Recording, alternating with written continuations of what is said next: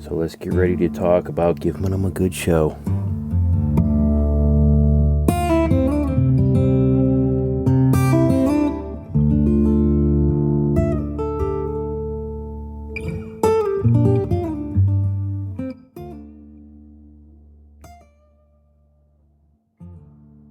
All right, y'all. Here's what we got for you today. Hey, listen.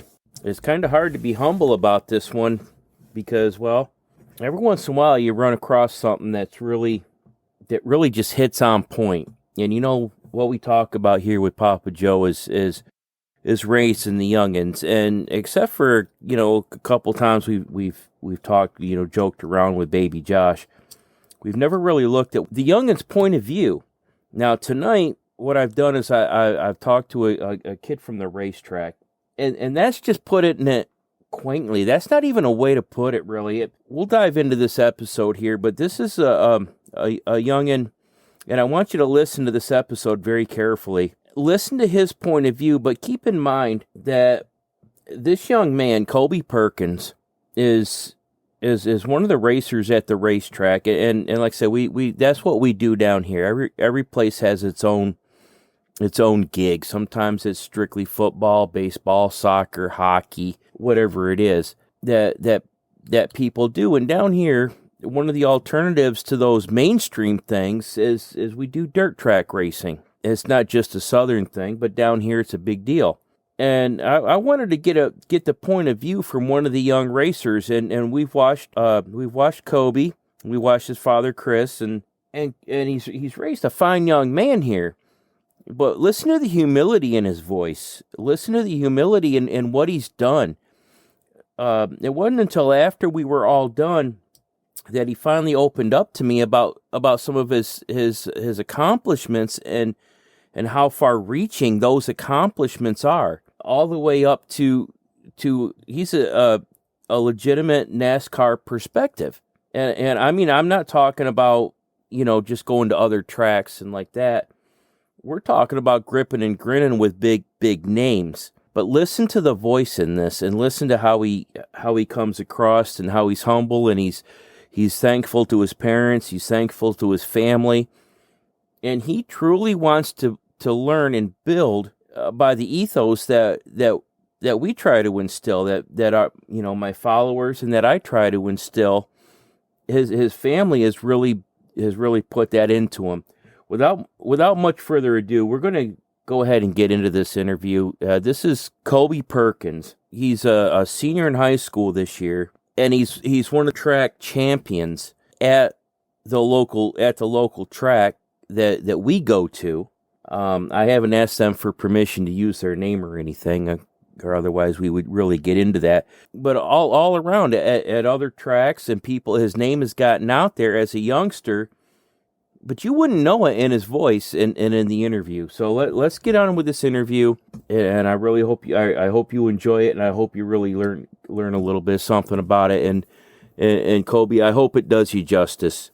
Well, everybody, you've heard me talk about in one other episode about a racing phenom in the area, Chris Tuck. Well, Chris is an older guy, and he's been around a while. And what we do here on Papaw Joe is we're trying to bring in the younger guys, and not to talk out of both sides of the mouth, because that's what bad, that's bad parenting. But what I have with me tonight, I've got young Colby Perkins. Now I know Colby. I've seen him up at the track, and one thing I've got to say, he's young.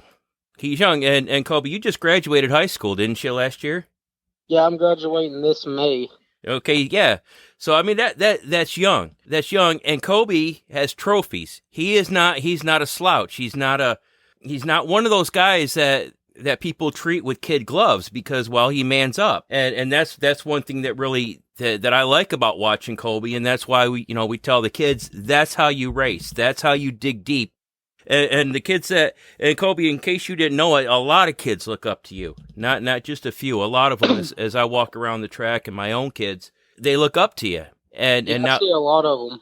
Yep. And now, so, but what does it take as a youngster to get ready for racing? I mean, how did you start me from the beginning? How did you get into racing? I mean, for me starting out, I told my dad I kept telling him, I was like, hey, I'm going to race. I'm going to be just like you. I'm going to be in the victory lane, and I'm just going to be like you. And he's like, all right.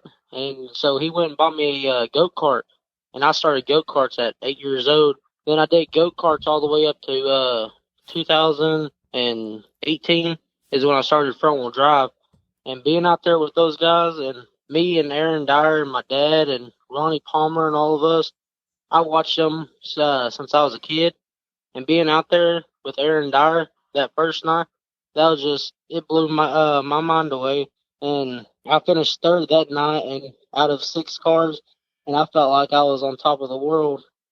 And now that night that you got that you started racing and you say you came in third. Now, for folks that don't know about dirt track racing, like Declan was just happy to get a top 10. You don't come out into it's just like baseball, football, or anything else. You don't just step foot on the track. You don't just sit your ass in a seat and end up third. That doesn't. No, you have to work, and every night, even to this day, I'll go back and rewatch my videos, and I'll ask my dad, my grandpa or uncle, and I'll be like, hey, what do I got to do on this corner to fix this mistake? And I sit there and I watch it, and then I'll go watch my dad's old racing videos on how he does it, and I just learn from that. And even watch my dad's over the years, I've seen it happen. So I just got the mindset I could do it, and I just go out there and clear my mind, and I drive. What else did you do? Because I know I know your parents. You know, I'm not like intimate with your parents. We don't get together and play pinochle and all that kind of stuff. Yeah. But I mean, I know them and I respect them. So, kind of a loaded question: did they take it easy on you? What kind of stuff did you do to get ready? Because I know for us and when the Declan's uncles are in and they're getting ready for racing from like noon on Friday until race day. Race time on Saturday, you'd be lucky if they eat. It is straight up changing oil, changing gears, all that stuff. How much of that did you do, and when did you start doing that? I started that when I knew how to change oil and put gas in the car. My dad always had me out there, make me watch, and one day he's like, hey, do you want to try this? I was like, yeah, and he handed me to it, and I ended up doing it, and he just told me, good job, and that's when I started doing it. And he's like, parts, this all costs money. He said, I hope you're ready. And then I was like, okay, I'm ready for this. There you go. So what did you do to pitch in? Did you get a part-time job, or did you make a deal with your parents or something? Starting out when I was racing front-wheel drive, because 2018 I didn't really do that good, but 2019 rolled around, and I was in my dad's old turbo car. And when I started getting up front, people started wrecking me, and they just hated it.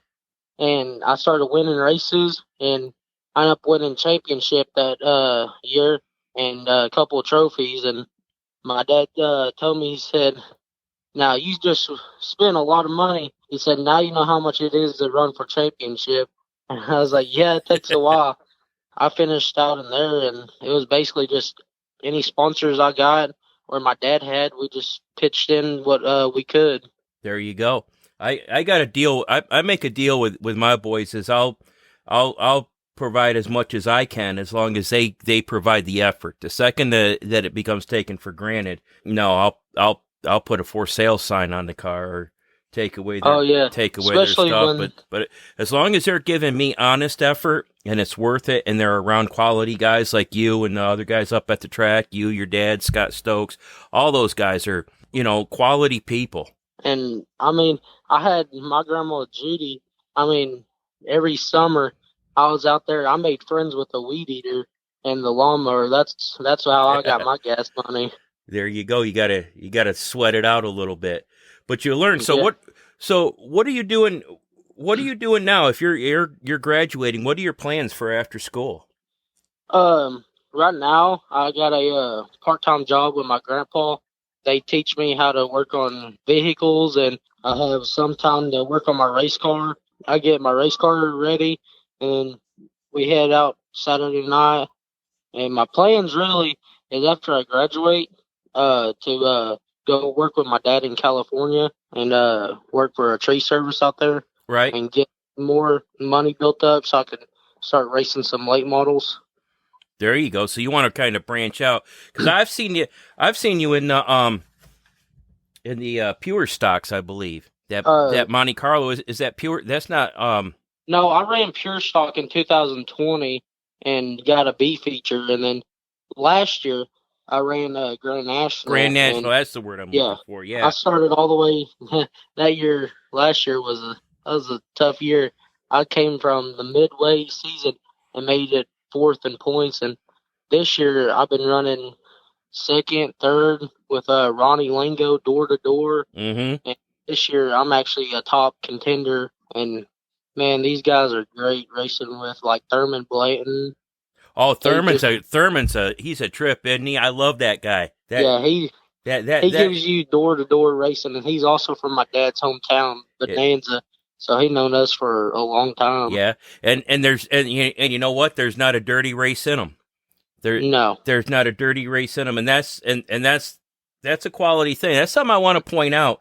Is a lot of folks come up in all kinds of sports, and they're taught, what we used to say in the military is semper me. I'm doing it to promote myself, and yeah, while you have a lot of that in you, for obvious reasons and good reasons, when you're out there on the track, you're not bumping and grinding out of anger.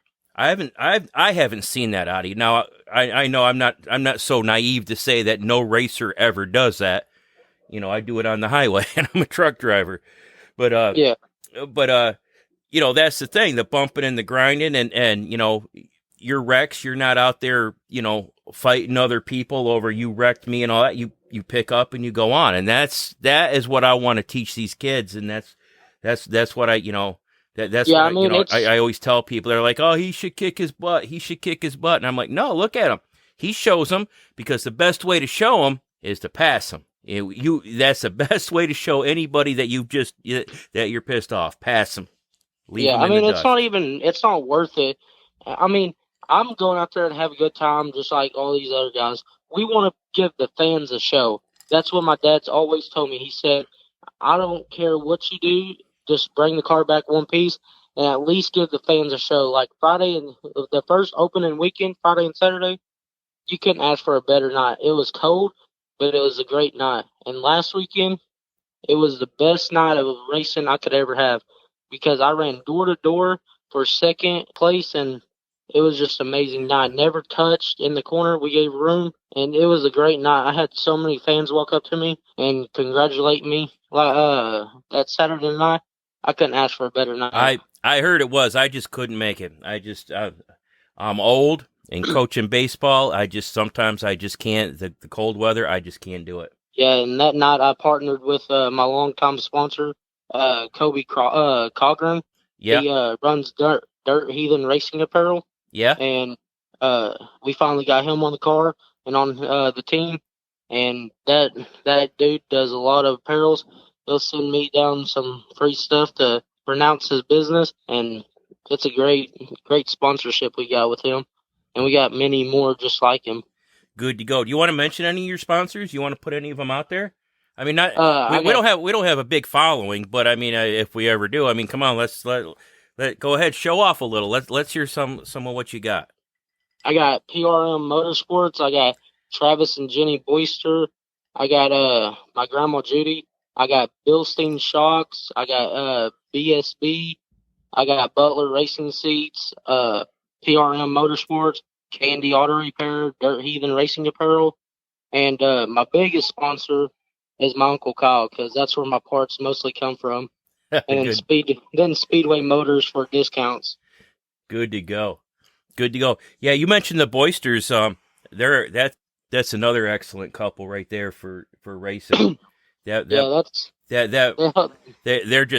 just killing it. Yeah, especially, and now Travis is building a bigger car, and I'm gonna be helping him this year some, so we can get him on the track. There you go. He's an awesome guy. He's helped me so much, and I'm just returning the favor to him. Yeah, get him out there. That boy can race. he can race. Yeah, he's a wheel man. Yep. So what are your plans for this year? You're are you This are year, you are you still doing the Grand National, or what are you? this year I'm gonna do stunt car and finish out in A, because I'm trying to run for championship, Mm-hmm. and cause I'm trying to top my dad, because my dad, he was an 8-time champion in pure stock and front wheel drive. So far, my whole future in racing is to try to beat him and beat his times at most of the tracks that I've raced at, and just to tie with him would be great. That I'd probably retire at that point. He would probably kick your butt if you retired. He'd want you to He keep probably going. he probably would. He'd Yeah, want you to keep going. That's the thing. I don't want to bring your dad into it too much because this is about you.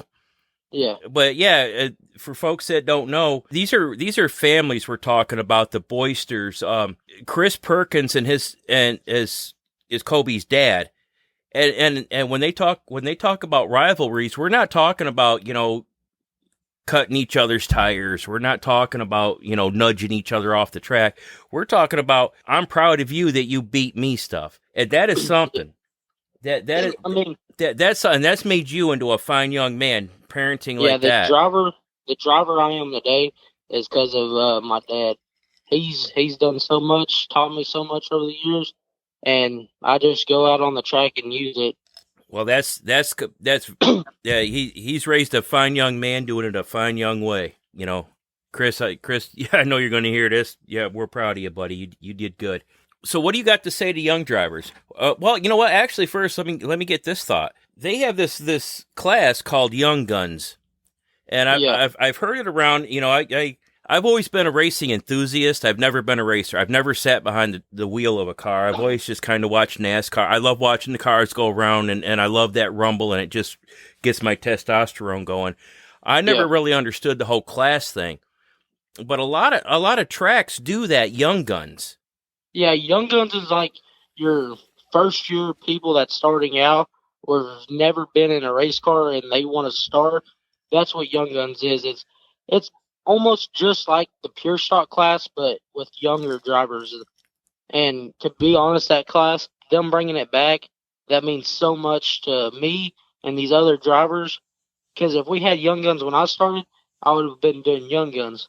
But I had to drive front wheel drive with most of these big boys. But this Young Gun class, this is the best class I've ever seen. It's teaching these young drivers how to drive big body cars, and there's not older guys out there smashing into them. It's giving them a chance to run their race, get the feel of the car, and actually race their age group. Good. Good. That was always one thing that concerned me was when Declan started. We're not gonna be able to, of course, his first year and him being autistic, we're not gonna give him a $5,000 car. But that's not fair Yeah, to guys like you if you were racing front wheel drive, or it wasn't fair to Scott Stokes and your dad to have to put up with that. But there was no other place for Declan to start. Where else is he gonna start? yeah. You I mean, know? front wheel drive, it was the best class for me because I was always the number one contender. I mean, every weekend I had that mindset because there wasn't a whole lot of cars unless they came down from different states to see if they could outrun me.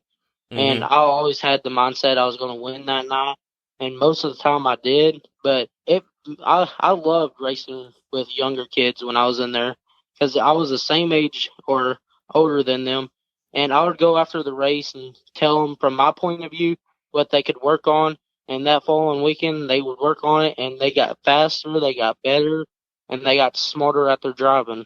Well, Declan, listening to you guys and everybody else around there, I mean, I couldn't even get close to Declan after races. He was getting so much input. The last input I got from Declan, he was doing real good. He threw his helmet at me and said, "I need speed. Give me speed. Give me a faster car. This Yeah. ain't cutting it, Dad. This Prelude ain't gonna work." That sounds like me when I first started. I wanted more speed because that's all I could have. And now being in a bigger car, that's really you just got to work with your gears and transmission and motor and work out the bugs to get faster. There you In go. front wheel drive, you could do so much like tune your car, but this young gun class I think it's the best class to put your kid in. Good to go. I think we're going to do that for him next year to see how although he wants to run mini stocks. So In 2020, my mom bought it was a long body Monte Carlo, and she paid $1,000 for it. And my grandpa threw an engine in there, and we were running with 1980 shocks up front and pure stock. there you go. Well, I've always been impressed with you. And what else? You got anything specific you want to share, or anything in just even in general to share with the young guys about and what is racing? What has it done to you? Most kids around here are football players. What is racing for you? Racing for me, it's in my blood. It wasn't put in me, and it can't be taken out of me. That's what racing means to me, and it means so much more to get more young kids out here. Racing's taught me how to work with an engine, how to work with a machine, how to do math in your head, tell you where to turn, and it don't also help you at the track. It helps you with your schooling too. I've learned so much with race cars and working a clutch and pedal and gas and brake all at the same time. You take that and you could take it using school. It was school and racing works right with each other.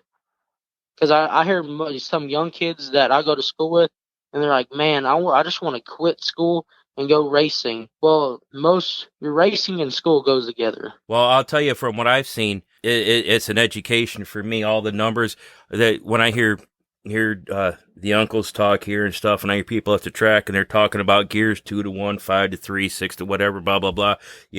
Converting what's the same as a 10 millimeter or a half inch. What works? I'm in my head. I'm like, that's a lot of math for a bunch of guys that are considered. That's the thing that always bothered me. Dirt track racers are considered dumb hillbillies. Yeah, and also racing. My dad's told me this ever since I was a kid. If I didn't get my chores done, I didn't go to the track. If I didn't do it, I didn't go to the track. But because it also taught me how to step up in life and also do what I was told. Racing is just a privilege to just go out there, let off some steam that night, do what you love, and be with the people you like. That's what I've always been told.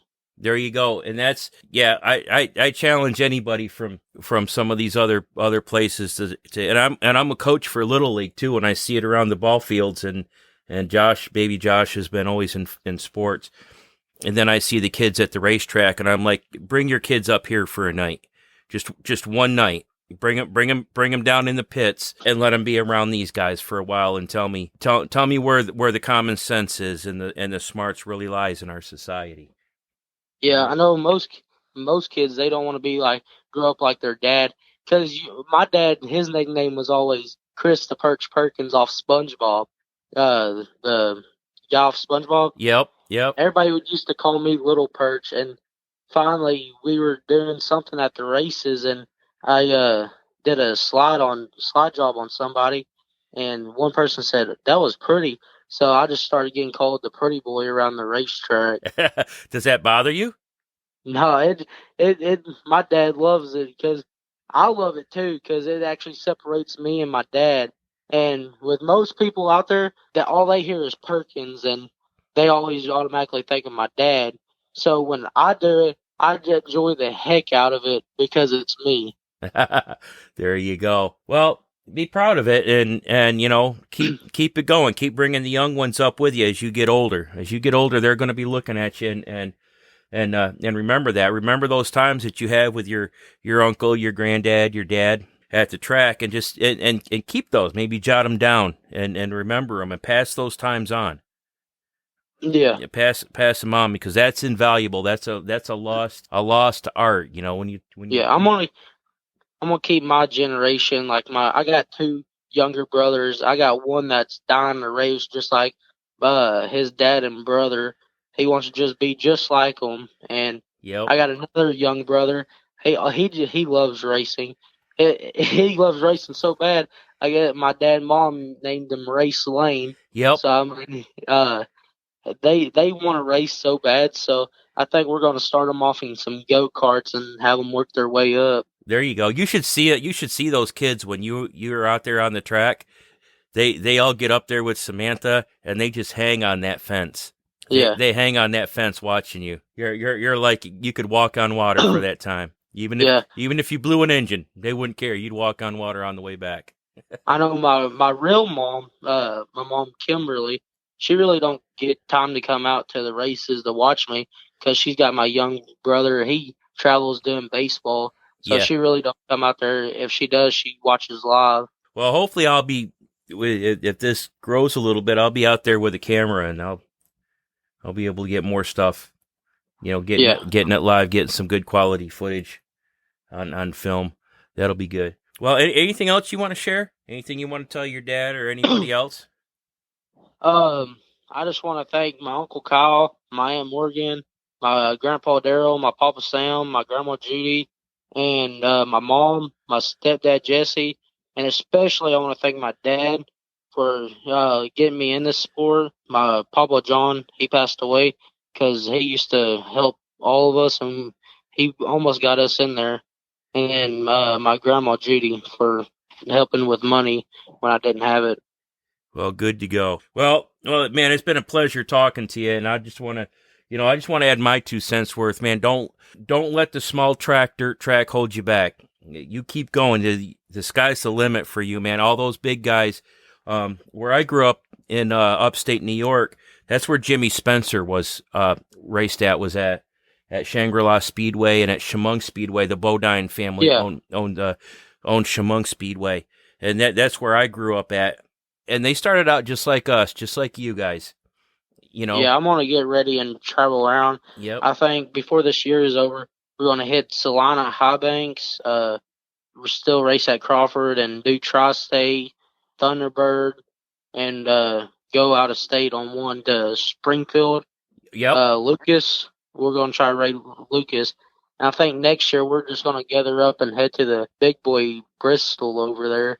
And that'll be awesome. That'll be. So we got some special knots ahead of us. Good to go. Good to go. Well, I'd like to follow up with you again too here, but right after the end of the season, after you pick up all your trophies and all that stuff, I'd like to get you guys, maybe do a conference with all you guys that are the good mentors, the winners, and even the ones that aren't winners are winners up there. As far as I'm concerned, I mean, you step in a race car, you're a winner no matter what, because you got people that love you and that's going to support you even if you don't win. Yeah. I know how that is. I know most nights, my dad's always told me, most nights you ain't going to win a race, he said, but you're a winner if you load the car up on the trailer one piece and you got a supporting family.